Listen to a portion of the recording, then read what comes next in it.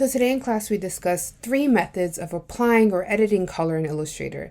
And the reason why there's so many, it's really going to depend on what you need. So I wanted to practice all 3. Each section is labeled with the type of coloring you should be doing and basically the technique you're using. So for part 1, we're going to use the color panel.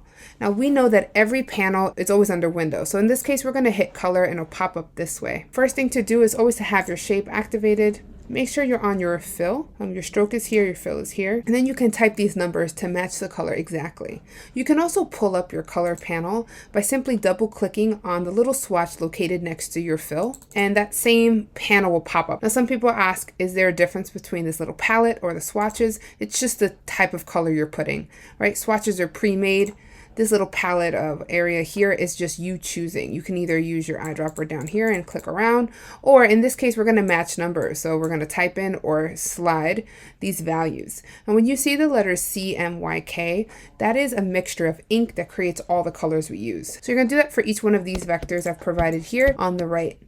When you're done with that, you're going to use the color picker. The color picker is accessed a little differently. So first thing to do when you're using the color picker is select your shape. Second thing, on the left here, you see in your toolbar on the bottom, you have a fill box and a stroke box. To pull up your color picker, you just double click on it. And this is your color picker. And in this case, we're going to match these numbers here. I would highly recommend just look where the CMYK is on the little screenshot and match them. You might want to be zoomed in a little closer than I am. That's how you're going to color this shape, and these 2 different color vectors here. And when you're done with that, we're going to do the last section, which is probably my favorite because it's my favorite tool. It's called the eyedropper tool. And with the eyedropper tool, what it allows you to do is basically steal color exactly from an image. So in this, it's quite simple, right? You select the shape, you go to your eyedropper tool, the quick key is the letter I, and you just click on the area you want to color.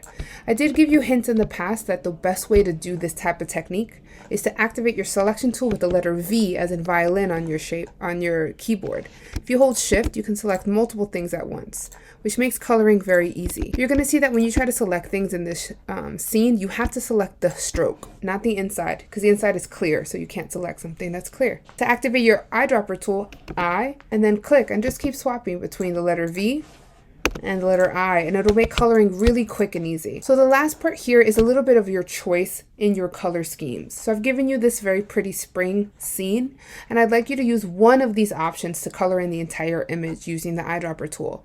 Please just stick with one and only use these colors with the addition of white and black. If you finish early, there's an extension there for you on the side. Good luck.